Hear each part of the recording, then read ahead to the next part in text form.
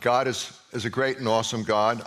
I'm a grateful believer in the Lord Jesus, and this is one of the ways that I live out my faith, is working with Lighthouse for Life and making talks that we'll be going into in just a moment. I'm going to address a strategy to reduce the prostituted population in South Carolina, or at least contain its growth, and by doing that, by addressing the demand that drives the underground sex economy in South Carolina.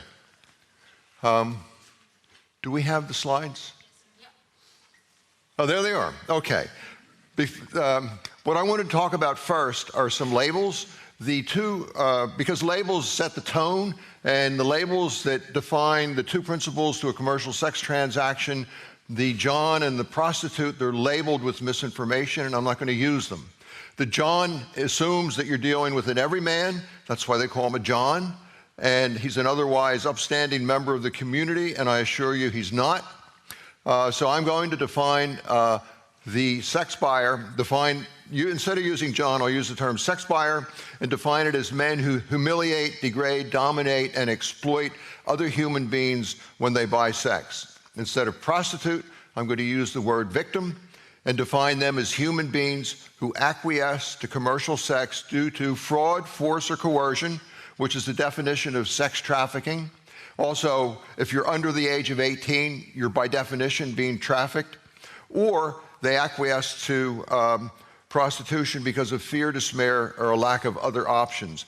I want, if you would please, to suspend any notion you may have about choice and commercial sex, and think of it this way. No matter how or why a person acquiesces to prostitution or sex trafficking, they're all exposed to the same horrors.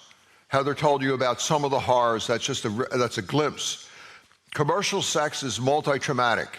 It damages the people who engage in it in every way conceivable: physical, emotional, psychologically, and spiritual. The damage is deep and it's lasting. So it's the exposure to the horrors of commercial sex that make them a victim, not how or why they acquiesce to it. Now let's take a look at the market forces that drive the underground sex economy.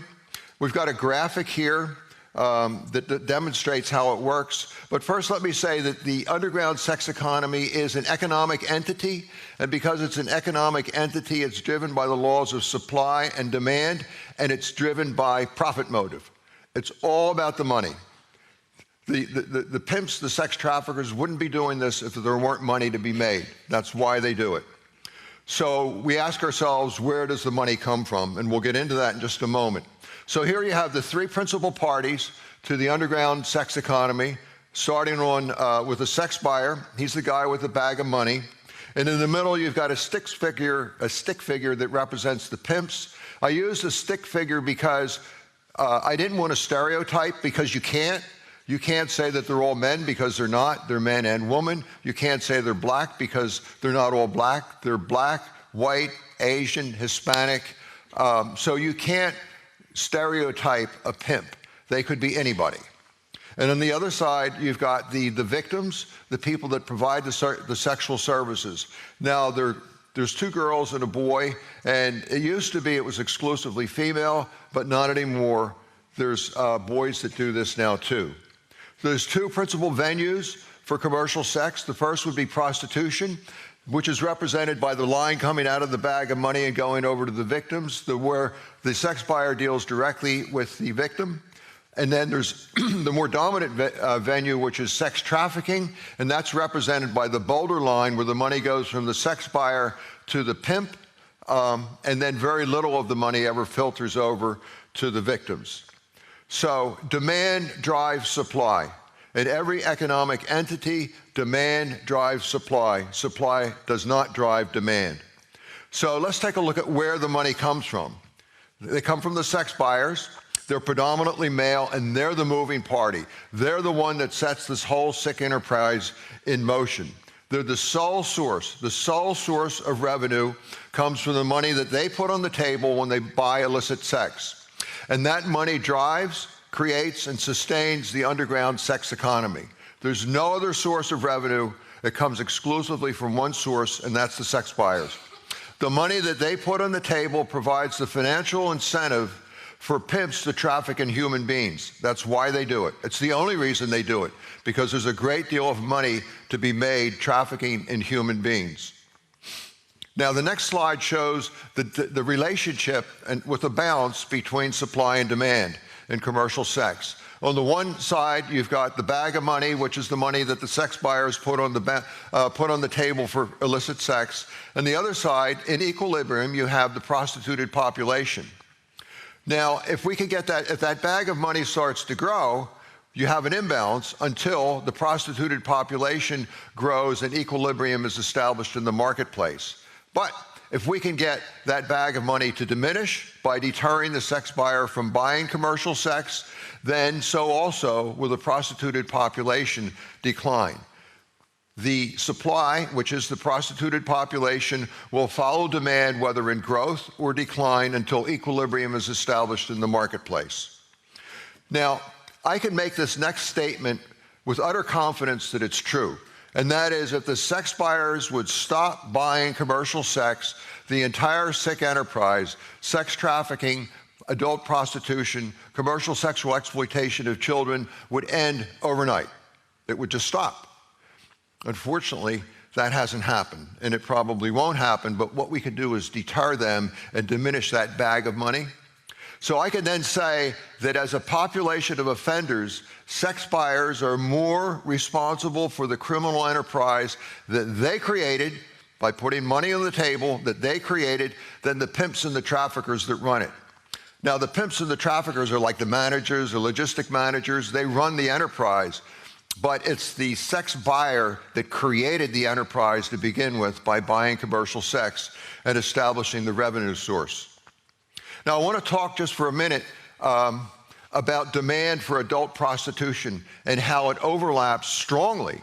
It overlaps strongly into commercial sexual exploitation of children. Don't think for a moment that these various sex markets of adolescent children, of adults, sex trafficking, are discrete with firewalls separating them that keeps sex buyers from one market from moving into the other market. There's no such firewall. Sex buyers can and do move freely between the various markets. And when a sex buyer responds to an ad posted, say, on Craigslist for a young female, 2/3 of all the purchasers of commercial sex will respond to an ad for a young female because they're constantly looking for youth and the victims that they buy sex with. So what happens is a pimp who's, say, marketing a 15-year-old girl will take a picture of her, pose her provocatively, dress her provocatively, and the image on that picture that he posts on the internet will create the perception of a much older person than their actual age. So the sex buyer looks at it, thinks he's moving in the adult prostitution market, he's smitten by the picture, and he proceeds without asking questions about the person's actual age to negotiate a transaction for sex. The sex buyers make their decisions based primarily on perception, their eye perception. They engage in something called willful ignorance. What I don't know won't hurt me, so don't tell me. I don't want to know. I don't want to know that she's under 18. I just want to have sex with her. So don't tell me. And they don't. And that's the way the market operates. So what you have is a strong overlap in demand from the adult prostitution or the adult trafficking market into sexual exploitation of children. Now, I mention that because if we could deter demand for adult prostitution, we can also serve to protect the children that are being held in the bondage of commercial sex. And that's, for Lighthouse for Life, dealing with domestic minor sex trafficking. That's one of our principal objectives. So demand is demand. You can't isolate it, you can't separate it. A sex buyer will operate in one market today and the next market, and the adult prostitution the next. So, how does it work? How can we serve to deter it? We need law enforcement. We can't go out and work the crime. It's a crime, and we cannot work it. So we need law enforcement, but the law enforcement needs the public. There's a strong relationship between the public and law enforcement. because if the public stands strongly behind law enforcement, that magnifies the deterrent value of each and every arrest. You have to understand that for law enforcement, the most difficult decision a sheriff or a chief has to make is the allocation of resources. The allocation of resources. They're working with a fixed budget, basically, and an ever-increasing universe of problems. So everything that law enforcement does, it's at the expense of something else that they're not doing. So they have to set priorities. And that's where the public comes in. If the public is strongly in opposition to a certain crime, like commercial sex, and they let law enforcement know, law enforcement will respond. So I want to say that strong public reports leads to more efficient use of law enforcement resources. And let me talk about that. Let me give you a couple examples. And the key here is public support magnifies the deterrent value of each and every arrest. Let me use the example of drunk driving, DUI. Now, we have a community of intolerance built around people that drive drunk. We will not tolerate it. We condemn people that do that. So, and everybody knows that. The people that drive drunk know that there's going to be no quarter given from the community at large if they drive drunk. So when law enforcement makes an arrest, it spreads through the community and it multiplies the deterrent value of that one arrest. So law enforcement doesn't have to devote considerable resources. They have to work the crime for sure, but they don't have to devote considerable resources to working DUI. Why? Because the public is strongly behind them. It wasn't always that way. And how did it happen? And I think it's a lesson learned. Mothers Against Drunk Driving. They came out and said, we will not tolerate this any longer. And they organized, they pushed for legislation, they organized units in churches and civic groups, and they said strongly in the community, we will not tolerate this anymore. We have to put an end to it. So they built, through public support, through talking about it, as Heather was encouraging you to talk about it, they built a community of intolerance for this crime. Another example would be people that purchase commercial sex with children. We've already built a community of intolerance against people that do that. We have no quarter for them, so we condemn them soundly. So when law enforcement, as they did in Richland County, works a sting operation on people that are buying commercial sex with children, and they arrest 48 people back in July, they called it Operation Full Armor. I love that name, Operation Full Armor. But what it had is that just sent shockwaves through the pedophile community because people are so strongly opposed to it. Sure, they're going to have to pay a penalty for the crime, but they pay a larger penalty in the condemnation that comes from the public. And that's where we've got to get with commercial sex, not just for children, but commercial sex at large. With adults, with children, with everybody, we have to reach the point that we are right now with DUI and to reach the point that we are with having sex with children. So let's take a look at how the criminal code works in the United States. Prostitution is viewed as a criminal transaction, and as a criminal transaction, they view that both sides of the transaction, the buyer and the seller, are equally consenting, and that's a lie, equally consenting and thus equally culpable, and they deserve the same penalty. That is how the law in South Carolina is structured, that the penalty for solicitation, buying sex, is the same as the penalty for prostitution, selling sex. Now, I think that the transaction concept is a myth. I don't think that they're equally consenting, and they certainly shouldn't be equally culpable. The crimes are asymmetric, and one deserves a much harsher penalty than the other. So let's unpack this concept for just a moment. The sex buyer, let's look at the sex buyer first. He objectifies the victim as an assemblage of body parts. The sex buyer doesn't look at a woman as a human being. He sees an assemblage of body parts, so he treats her as less than human, as nothing more than an orifice to rent. And they consider, the sex buyer does, that payment gives them the right to suspend the victim's dignity and humanity. They frequently engage in unwanted and unsafe sex that was not part of the transaction agreement. The sex buyer commits the crime by choice, as we understand choice. They're the moving party, and there's a massive power imbalance between the sex buyer and the victim. And the buyer uses that imbalance in power to humiliate, exploit, degrade, and dominate the victim. And Heather talked about the results of that power imbalance. And also, violence is common. It's not universal, but it's common. And anybody who lives in this life for any period of time is going to experience violence, life-changing violence. Now, let's go to the victims. Most victims, let's say most adult prostitutes, entered the life as children, as minors. You have to understand that commercial sex is a trap for a child from which they can't escape. So what happens is they age into badly damaged adults. Remember, I said it's multi-traumatic.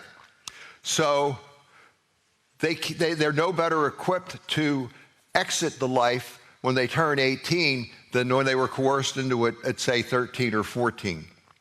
Those that acquiesce to commercial sex as adults often are trafficked into it, fraud, force, or coercion, or they acquiesce to prostitution because of fear, despair, or a lack of options. Nobody makes a choice to be a prostitute in the same way that you would sit down at the table and talk to your children about, do you want to be a nurse? Do you want to be a teacher? Do you want to be a beautician? What do you want to do? Nobody does that. If they have a choice, it's the option of last resort, and they feel like they're forced into it with no other options. Now, there's really an excellent study from 2003 conducted by Melissa Farley, where she studied, this is a huge study, 854 victims in 9 different countries. They looked at countries where sex is legal, Germany. They looked at countries where it's not, the United States and Canada. They looked at countries in Central America, South America, Africa, Southeast Asia. They looked at every possible venue, sex trafficking, street walking, brothels, strip clubs, and escort services. Every conceivable venue you can imagine in every continent on earth. And what they found was that the 854 people that they interviewed represented a community that had been traumatized and damaged by commercial sex. They almost all had experienced violence, had been threatened with weapons or had them used upon them. They experienced post-traumatic stress disorder, stunted emotional development, dissociative disorder, low self-esteem, the notion they're not good for anything else, a lack of marketable skills that would enable them to exit. Sexually transmitted diseases were near universal. Alcohol and drug abuse was near 100%, either because the pimps intentionally addicted them or because they self-medicated so that they could deal with the trauma. And a high mortality rate. When I say high mortality rate, I'm talking hundreds of percent greater than their peer groups in society at large. So how did that happen? Here you've got a population of people that was traumatized. Where did it come from? Well, there's 2 common denominators. 1, the sex buyer, and 2, the pimps. And both groups of people have documented histories of visiting violence, degradation, humiliation, and exploitation upon the victims. Now, in the study, they asked the participants, what is one thing we could do? If there's one thing we could do for you, what would it be? And 89% said, I want out. If you could do one thing for me, get me out of this life, I hate it. So how can we say that they're equally consenting when 90% of them don't want to be there to begin with? They want out. So let's take a look at where South Carolina is today. South Carolina's criminal code was structured and governed around the transaction concept because both prostitution and solicitation, that would be sex buying, are treated as under the same criminal code, and they both experience the same penalty. So the first offense fine for solicitation or prostitution is a fine of up to $200. Now, out in the lobby, I've got some handouts you might want to look at, but it shows the first offense for solicitation in all 50 states in the United States, and South Carolina, the fine of up to $200, ranks us 47th. We're near the bottom. We're ahead of West Virginia and Vermont, and we're tied with Mississippi. Other than that, every other state is ahead of us. So the law, the criminal code, has next to no deterrent value. And it sends a terrible message to law enforcement that this is a low priority crime. So you know, do you wonder why law enforcement isn't working the crime aggressively throughout the states? Now, there are entities that are. Lexington's beginning to. Richland has. Charleston has. Greenville has been working it also aggressively, but they don't have the tools they need to do an effective job with a fine that's only up to $200 plus court costs. So we have to change the law. We have to give law enforcement the tools that they need to work the crime and to be effective. So we've got proposals that are currently in the legislature. I've been working on this now this is the 5th year, trying to get the legislature to change this law. And there's 2 bills, one in the Senate and one in the House. S-194 in the Senate passed the Judiciary Committee in the Senate Wednesday, and it's on its way to the Senate floor for a vote. I expect it to pass and go to the House. The House Bill 3296 is a companion bill to the Senate bill. And what these 2 bills would do is assign prostitution and solicitation to separate criminal codes. We'll put them in their own separate criminal code, and we'll freeze the fines on prostitution at the current rate, and we'll really jack up the fines on solicitation so that the sex buyers get a fine that's more in line with the crime that they're committing. So, we're not seeking to remove sanctions on prostitution.